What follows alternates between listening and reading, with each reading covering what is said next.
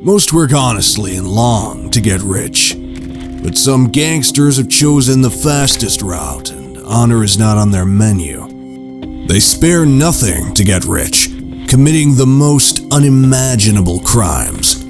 They have chosen the fast life, but no gangster has been able to spend even 5% of the money earned, because the authorities will always catch them and their property will be confiscated. We will look at the 10 richest gangsters of all time whose wealth will shock you. Number 10. Frank Lucas. Frank Lucas is estimated to have a current-day net worth of $530 million. By leveraging an East Asian link made during the Vietnam War, Frank Lucas made money from the heroin trade in the 1960s and 70s, cutting out the Italian Mafia who were in charge of the trade in his Harlem at the time. To take over the heroin trade in New York and New Jersey, Lucas, a native of North Carolina, hired members of his family.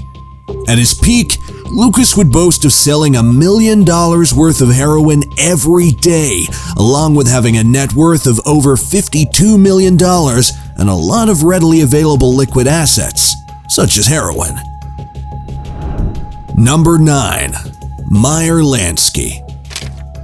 The infamous gangster's estimated net worth at the time of his death was $600 million, or $1.7 billion in today's dollars. A Jewish immigrant from Poland, Lansky accumulated money via both legitimate and illicit gaming. Together with renowned gangsters Ben Bugsy Siegel and Charles Lucky Luciano, Lansky would create a group dubbed Murder, Inc. After the Cuban Revolution, Lansky would focus on the casino industry, opening ventures in Florida, Las Vegas, and Cuba. In 1982, Forbes listed him as one of the 400 richest Americans. Lansky eluded capture after being accused of tax fraud and fled to Israel. He ultimately made his way back home to face the consequences of his acts, and in 1974, he was declared not guilty. Lansky died in Miami at the age of 83 while still a free man. Number 8. Anthony Fat Tony Salerno. According to estimates, Anthony Salerno was worth a staggering $2.3 billion in today's dollars. After most other Italian gangsters departed the neighborhood in the 1960s as it became more black and Latino populated, Italian gangster Fat Tony Salerno made his millions controlling the numbers and drug racket in East Harlem, earning tens of millions of dollars. Salerno served as the Genovese crime family's frontman and, because of his billion-dollar fortune and power, was dubbed America's top gangster by Fortune magazine in 1986. Salerno was found guilty of racketeering in 1988 and given a 70-year prison sentence. After his conviction and imprisonment, Salerno's health deteriorated due to his diabetes and suspected prostate cancer. On July 27, 1992, Anthony Salerno died at the Medical Center for Federal Prisoners in Springfield, Missouri. Number 7. Griselda Blanco. She was referred to as the Black Widow, or the Cocaine Queen of Miami, and had a substantial net worth of $2.5 billion in modern currency. Blanco was a drug lord for the Medellin cartel in Colombia. Using violence and intimidation, she monopolized the cocaine trade in the 1970s and 80s, earning $80 million every month. According to experts, Griselda Blanco had a net worth of more than $500 million at her height. After intensifying its surveillance and investigation of her, the United States Drug Enforcement Administration, DEA, finally arrested Blanco in Irvine, California on February 17, 1985. Blanco would go back to her home country of Colombia after spending 10 years in prison for drug-related offenses. Number 6. Carlos Leder. Leder was rumored to have a massive net worth of $2.7 billion in current dollars. One of the founding members of the Colombian Medellin cartel, he met Boston-born drug dealer George Jung when he was incarcerated. George Jung helped later get cocaine from his native Colombia into the United States and market it there, helping him earn millions of dollars. Later became so wealthy thanks to cocaine that he promised to pay off Colombia's debt and possessed his own island in the Bahamas.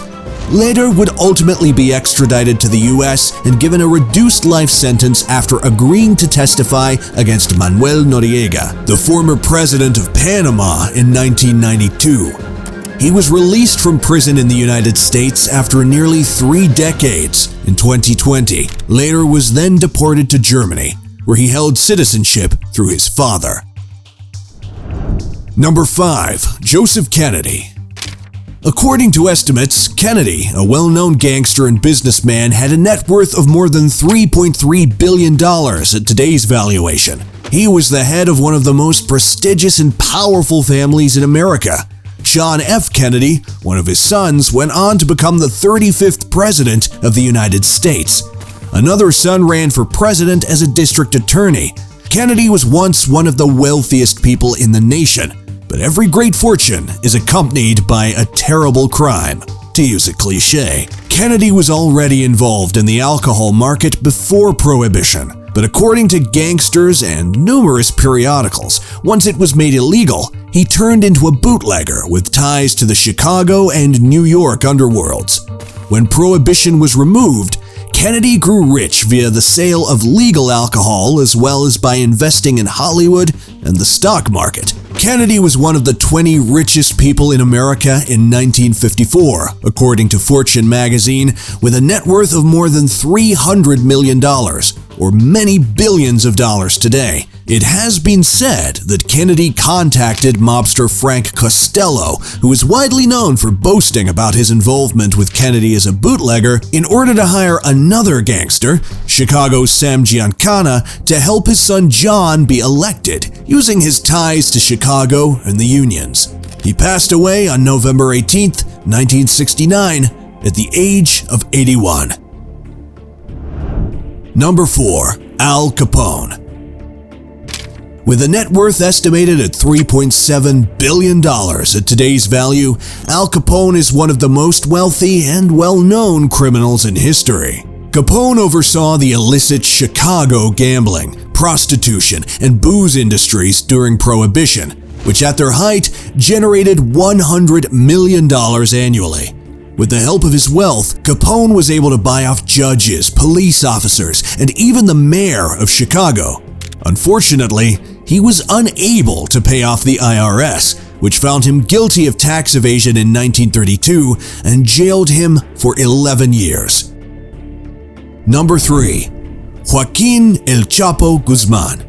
One of Mexico's most notorious drug lords, also known as El Chapo, has a staggering net worth of more than $5 billion. He is the leader of the Sinaloa cartel, which brings millions of kilos of drugs into the United States illegally from Colombia via Mexico. Guzman was wealthy enough to rank among the top 60 most powerful people on Forbes' list of the world's most powerful people. Guzman was imprisoned in 1993, but he broke out of jail in 2001. El Chapo was found guilty in 2019 of accusations including drug trafficking, money laundering, and crimes involving guns, and he is currently serving a mandatory life sentence in a maximum security prison in Florence, Colorado. Number 2. Amado Carrillo Fuentes.